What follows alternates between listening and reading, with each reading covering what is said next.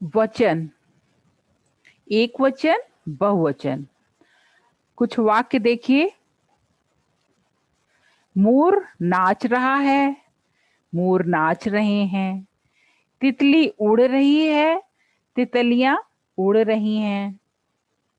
हवाई जहाज खड़ा है, हवाई जहाज खड़े हैं।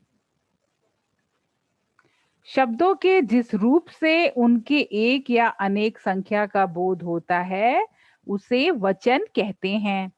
वचन के भेद, वचन के दो भेद होते हैं, एक वचन और बहुवचन। एक वचन शब्दों के जिस रूप से उसके एक होने का बोध होता है वे एक वचन कहलाते हैं, जैसे मोर, तितली, हवाई जहाज आदि।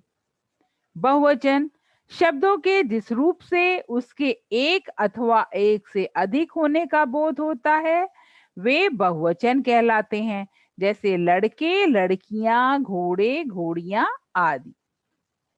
कुछ शब्द एक वचन और बहुवचन दोनों रूपों में एक जैसे रहते हैं, जैसे मोर, आसमान आदि। अब यहाँ पे देखिए एक वचन से बहुवचन बनाना। एक वचन पुल्लिंग शब्दों के अंत में आ को ए लगाकर बदलकर एक वचन से बहुवचन। अब यहाँ पे देखिए आ है, लड़का, रुपया, जोड़ा, बेटा, तो हो गया लड़के। आ में बड़े आ, अंत में बड़ा आ जहां लगा है मात्रा उसमें ए लगा देंगे। लड़का, लड़के, रुपया, रुपए, जोड़ा, जोड़े, बेटा, बेटे। गधा, गधे, घोड़ा, घोड़े, कोड़ा, कूड़े, घड़ा, घड़े। अगला देखिए स्त्रीलिंग शब्दों के अंत में इया प्रत्यय लगाकर। अभी प्रत्यय बताया था आपको कि किसी शब्द के अंत में जो शब्दांश जुड़ते हैं उन्हें प्रत्यय कहते हैं। तो इया लगा के स्त्रीलिंग, रीति है तो रीतियां, इया हो गया। नीति, नीतियां, स्त्री, स्त्रियां। अब यहाँ पे देखिए ध्यान दीजिए, यहाँ सब तो छोटी ई थी तो छोटी ई वैसे रही, यहाँ पे बड़ी है तो यहाँ इसकी छोटी ई हो जाएगी स्त्रियां, क्योंकि यहाँ पे इया बनना है। तो अगर बड़ी है, बड़ी ई है तो उसको छोटी ई बना देंगे। यहाँ पे देखिए इसी तरह से नदी, नदियां, क्योंकि इया जो बनाना है आपको। बकरी, बकरियां, मूली, मूलियां। ठीक है, तो बड़ी जहां पे है उन सब की छोटी ही हो जाएगी, क्योंकि इया प्रत्यय लगाना है। आगे देखिए अन्य स्त्रीलिंग शब्दों के अंत में ए लगाकर। गाय, गायें, महिला, महिलाएं, वस्तु, वस्तुएं, वधु, वधुएं, कविता, कविताएं। इसको वधु और वधुएं ध्यान दीजिएगा, यहाँ पे बड़े ऊ की मात्रा है पर यहाँ पे छोटे ऊ हो गया। माला, मालाएं, बालिका, बालिकाएं, सभा, सभाएं, लता, लताएं, कन्या, कन्याएं। आदर सूचक संज्ञाएं किसी व्यक्ति विशेष के प्रति आदर प्रकट करने के लिए संज्ञा भले ही एक वचन हो लेकिन उसकी क्रिया सदैव बहुवचन में प्रयोग होती है। अगर हम किसी को आदर प्रकट करने के लिए हम उनको बहुवचन में प्रयोग करेंगे। पिताजी आए हैं, उनकी क्रिया में बहुवचन लगा देंगे। प्रधानाचार्य आ गए। डॉक्टर मैथिली शरण गुप्त स्वतंत्र भारत के राष्ट्रकवि थे। अब यहाँ देखिए आकारांत को छोड़कर अकारांत यानी छोटा अ का जिसमें अंत हो, अन्य पुल्लिंग संज्ञाओं का एक वचन रूप ही बहुवचन में भी बना रहता है।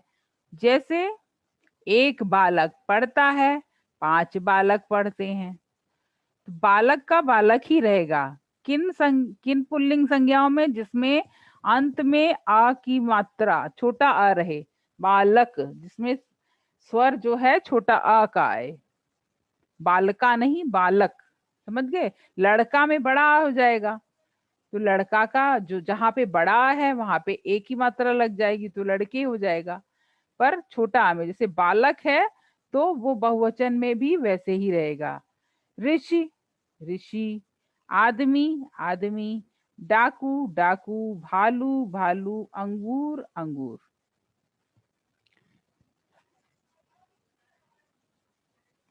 तो अकारांत को छोड़कर अन्य पुल्लिंग संज्ञाओं का एक वचन रूप ही बहुवचन होता है। ठीक है, अब बाकी सब में देखिए ई था, ऋषि ऋषि, आदमी आदमी। जो शब्द एक वचन और बहुवचन में एक रूप रहते हैं उनके वचन की पहचान वाक्य की सहायता से की जाती है। अब आप कैसे जानेंगे कि डाकू एक वचन है कि डाकू बहुवचन है? अब यहाँ पे देखिए, एक बालक बैठा है, 5 बालक, तो वाक्य से हमें पता चल गया कि बहुवचन है क्योंकि 5 बालक की बात की जा रही। एक ऋषि, अनेक ऋषि। अब यहाँ पे देखिए भालू आया है, भालू आए हैं, तो ये क्रियाओं से हमें पता चल गया कि एक वचन है या बहुवचन।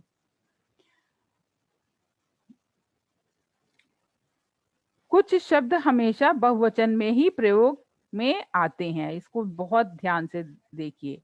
हस्ताक्षर, होश, दर्शन, प्राण आदि हमेशा प्रयोग करने में कहेंगे आपके हस्ताक्षर हो गए, होश उड़ गए, दर्शन हो गए, प्राण चले गए। तो सबको बहुवचन में प्रयोग करते हैं क्रिया में। इनके साथ जब क्रिया लगेगी वो बहुवचन की लगेगी। कुछ शब्द सदैव एक वचन में ही प्रयुक्त होते हैं, जैसे सत्य, आकाश, वर्षा, पानी, जनता। ये सब बहुवचन नहीं होते, इनको एक वचन ही इनका होता है। भाववाचक संज्ञा और व्यक्तिवाचक संज्ञा का प्रयोग एक वचन में ही किया जाता है, इसको ध्यान दीजिए, अंडरलाइन कीजिए। भाववाचक संज्ञा और व्यक्तिवाचक संज्ञा का प्रयोग एक वचन में ही किया जाता है। बहुवचन संज्ञा के 2 रूप होते हैं, परसर्ग रहित और परसर्ग सहित। कारक में आपने पढ़ा है परसर्ग, तो जिसमें परसर्ग लगा होता है वो भी बहुवचन होते हैं, परसर्ग के बिना भी। अब जैसे ही परसर्ग रहित, यानी यहाँ परसर्ग बिना जो है एक वचन से बहुवचन बना है। लड़का, लड़के, लड़का दौड़ता है, लड़के दौड़ते हैं, बछड़ा बैठा है, बछड़े बैठे हैं। तो यहाँ परसर्ग नहीं लगा, यानी कारक नहीं लगे हैं। कारक है लेकिन छुपा हुआ है। पर इस वाक्य यहाँ इसमें देखिए आपको परसर्ग सहित एक वचन से बहुवचन के लिए, तो जब परसर्ग लगाना है आकारांत पुल्लिंग में तो वहां पे ओ, ओकारांत हो जाएगा, यानी ओ लग जाएगा, आ में ओ। घोड़े ने चना खाया तो घोड़ों ने, जब परसर्ग लगना है, देखिए यहाँ पे ने लगा है, तो ने लगा है तो घोड़ों हो जाएगा। अगर सिंपल आपको घोड़ा आए, घोड़ा का बहुवचन क्या है, तो अब तो आप घोड़े कहेंगे, लेकिन जब वाक्य में प्रयोग हो रहा है और कारक लगाना है तो घोड़ों हो जाएगा। लड़के, लड़कों, साधु, साधुओं, बहु, बहुओं। तो ये घोड़ों, लड़कों, साधुओं, बहुओं जो है ये इसका बहुवचन नहीं है, किंतु इनका जब पर प्रयोग बहुवचन में किया जाएगा तो कारक के साथ ये ओ लग जाएगा। इस बात का आप ध्यान दीजिएगा। इसी तरह से चिड़िया का बहुवचन चिड़िया है, लेकिन हम अगर चिड़िया को वाक्य प्रयोग में करेंगे जहां पे चिड़िया करता हो तो हम कहेंगे चिड़ियों ने दाना चुगा। इसी तरह से मोर का आपने शुरू में देखा बहुवचन, मोर का मोर ही रहता है, लेकिन अगर हम कहें मोरों ने नृत्य किया, अब बहुवचन है, अगर वाक्य बनाएंगे तो मोरों ने नृत्य किया, क्योंकि नाचने की क्रिया मोर कर रहे हैं। तो इस तरह से आप समझ लीजिएगा कि हमेशा जो परसर्ग है कारक लग के जो ओ लगता है वो बहुवचन नहीं होता, वास्तव में वो वाक्य में प्रयोग करते समय ओ का प्रयोग होता है। तो इस तरह से ये आपका वचन भी समाप्त हुआ। वचन भी जो संज्ञा के विकारक तत्व हैं, आपने पढ़ा संज्ञा के विकारक तत्व लिंग, वचन और कारक। तो आपका तीनों पाठ हो गया।